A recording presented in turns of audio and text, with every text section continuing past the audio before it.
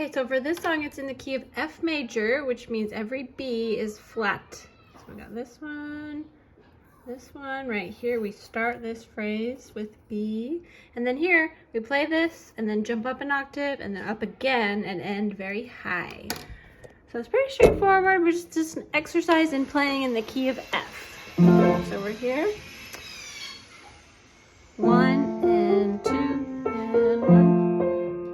Oh, the other thing I was going to say too is every time your left hand has these whole notes and half notes, try to keep your fingers down the whole time you're playing them. 1, 2, 3, 4, 1, 3, 4, 1, 2, 3, 4, because we want that sound to be sustained for the whole measure. Okay, here we go again. Okay. Ready? And